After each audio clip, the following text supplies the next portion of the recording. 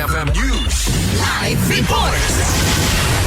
Gapo iti nagbalin nga issue ti agkaiwara basura iti paset na iti Baut Barasan ken Mount Lamin iti Pindig Ilocos Norte ket naighet nga ilong-lungalong ti Municipal Environment and Natural Resources ti Environmental Fee abayadan dagiti turista nga agturong iti nasa o alugar.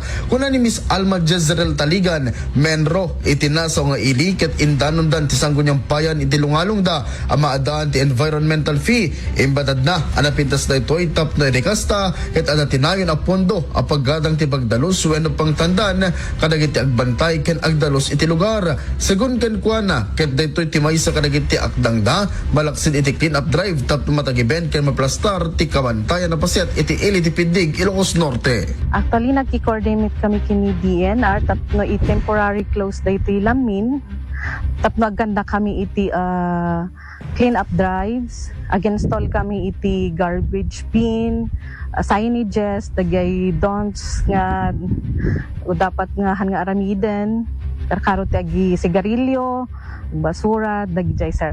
Kan nagi submit kami iti ordinance iti Sangguniang Bayan, i-review da tapno ma-legalize mo't lang ti panagkolekta iti environmental fee, camping fee ken dagay ag-drone shots, pictorial kasi no kwansa.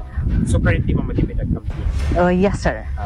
Ma-determine together with DNR, i-determine mi pa no ayan na ti area nga pang camping site tapno syempre mostly kat ag bonfire da dagid jay kat DJ ti i-determine ni pay pakpaasig man apo nga dagay basura tayo kat ano santay nga ibaba tapno nalinis mat lang ti aglawlaw di ko natayo nga nature lover nga antay matambo nga aywanan ibati tayo ti basura tayo kat haan nga dapat kuma kan bawal kumapay ti ag sigarilyo karkaro kat makita tayo mat nga umadani manen ti oran ti banbantay kat may sa DJ nga makikita nga rason karkaro no in porwakyulat tatayan ti karuutan it cost iti fire no kwan po. Kabayatan naman ang namang nga dadun tumanen ti agturong iti Mount Lamin kasangwanan ti summer para iti IFM News. Idol Lawrence Martinez, Tatak, Aremen.